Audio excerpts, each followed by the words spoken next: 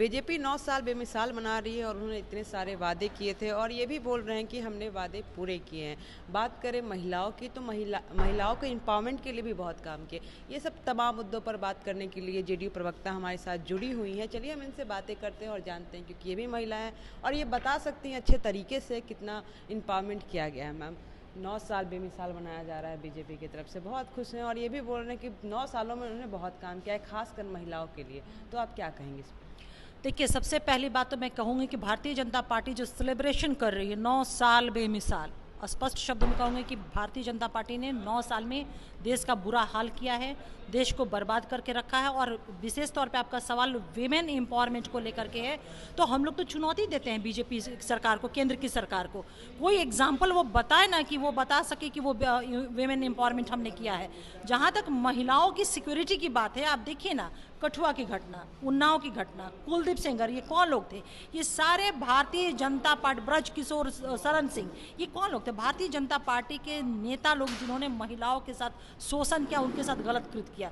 बावजूद इसके क्या किया? देश के प्रधानमंत्री ने और गृह मंत्री ने चुप्पी साध रखा है। हम लोग ने देखा कि ब्रज किशोर सिंह के मामले में देश की जाबाज बेटियां, पूरा देश, राष्ट्र की बेटियां, महिलाएं, वो सवाल कर रही थी कि इन्हें कब न्याय मिलेगा। वो खून के आंसू, आंखों में उनके आंसू थे, किस चीज़ के लिए? जस्टिस प्राप्त करने के लिए। लेकिन देश के प्रधानमंत्री, गृह मंत्री ने तो एक बार मुंह भी नहीं खोला। यही है उनका 9 साल बेमिसाल विमेन एम्पावरमेंट की दिशा में। हम लोग तो कहते हैं कि विमेन एम्पावरमेंट को अगर देखना है और समझना है और इसे वाकई में अगर सबक लेनी है, सीखना है, तो हमारे नेता नीतीश कुमार जी से सीखना चाहिए। हम बिहार की बेटियों को ना सिर्फ शैक्षणिक रूप से सशक्त किया, आर्थिक रूप से, सामाजिक रूप से, ओवरऑल डेवलपमेंट हम कहें, ये एम्पावर करने का काम अगर किसी ने किया तो नीतीश कुमार जी ने किया। और राष्ट्रीय पटल पर विमेन एम्पावरमेंट की दिशा में उन्होंने एक लंबी लकीर खींची है। और यही कारण है कि विमेन एम्पावरमेंट के पॉइंट ऑफ व्यू से बिहार जो है इंटायर देश में वो रोल मॉडल बन चुका है। इसका अनुसरण दूसरे राज्यों ने भी किया है। तो बिल्कुल कोलैप्स है केंद्र की सरकार विमेन एम्पावरमेंट की दिशा में, बाकी मुद्दों पे भी और इस पे भी टोटल फेलियर है। विमेन सिक्योरिटी इनके पास कुछ नहीं, क्योंकि महिला सुरक्षा जो एक बहुत बड़ा मसला है आज देश के सामने, मुल्क के सामने, तमाम लोग डरे हुए हैं। जो हालात हैं इनके विधायकों और सांसदों और इनके नेता जो कृत्य कर रहे हैं देश की बेटियों के साथ, तो बहुत बड़ा मसला है। इनके अधिकारों की बात कर ले हम, जो संविधान ने इनके अधिकार दिए हैं, वो अधिकार आज तक इंश्योर और कन्फर्म कर नहीं पाए, प्रोटेक्ट कर नहीं पाए। तो किस मुंह से ये कहते हैं कि 9 साल हमारा बेमिसाल है विमेन एम्पावरमेंट या विमेन इशू को लेकर? कंप्लीट कोलैप्स एंड फेलियर है। अच्छा मैम, आपने बोला कि अगर वुमेन एम्पावरमेंट के बारे में जानना है तो नीतीश कुमार से जानिएगा। शिक्षक अभ्यर्थी थे, कुछ दिन पहले धरना प्रदर्शन किया, उसमें महिलाएं भी थी, लड़कियां भी थी, उनके साथ जो पुलिसकर्मी थे, जो जेंट्स कह सकते हैं, पुरुष पुलिसकर्मी थे, जबकि महिला है तो महिला पुलिसकर्मी ही चाहिए, वो ज़बरदस्ती घसीटे थे उनको, आप कह सकते हैं कपड़े भी फाड़े थे। तो ये कहाँ तक सही है वुमेन एम्पावरमेंट में, जहाँ पे आप नीतीश कुमार का नाम लें? देखिए, जो चीज़ें मैंने आपसे चर्चा किया अभी पहले कि बिहार ने किस तरह से बिहार की बेटियों को, महिलाओं को सशक्त किया है राजनीतिक, आर्थिक, सामाजिक और तमाम दृष्टिकोण से, उसको आप अगर कोरिलेट करें तो मुझे लगता है कोरिलेट करना उचित नहीं होगा। अब मैं आपके सवाल पे आती हूँ कि प्रोटेस्ट कर रही थी महिला, जो टीचर अभ्यर्थी थी वो लोग, और पुरुष पुलिस ने उनके साथ एक्शन में वो बर्ताव किए हैं।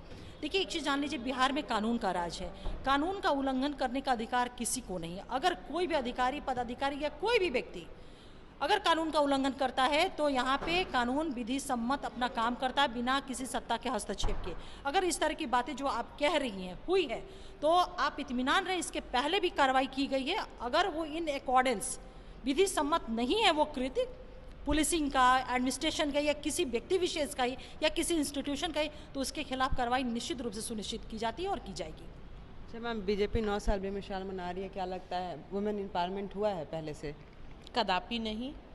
और सबसे बड़ी बात कि बीजेपी को तो कोई हक ही नहीं बनता है कि वो महिला सशक्तिकरण के मुद्दे पे वो मुंह भी खोल सके, क्योंकि जो बीजेपी का मातृ संगठन है आरएसएस, जहां 1925 से लेके 2018 तक महिलाओं की एंट्री बैन थी, तो और उसी आरएसएस के 16 विंग में से एक विंग है बीजेपी।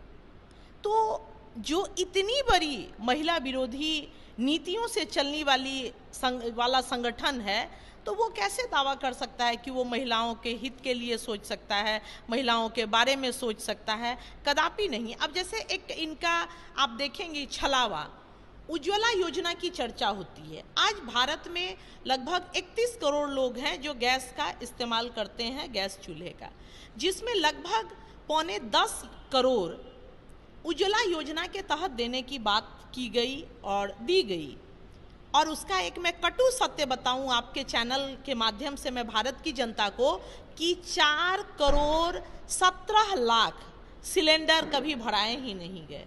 अब आप अंदाज कीजिए कि ये कितना बड़ा छल है इस देश की आम जनता से, कि निश्चित तौर पर जो दिया गया तो सिलेंडर का सप्लाई कहीं से लिया गया होगा, और वो राजस्व का पैसा वो किसी खास पार्टी का, किसी खास नेता का तो नहीं है, वो तो भारतीय जनता, भारत के जनता के राजस्व के पैसा से खरीदा गया सिलेंडर होगा।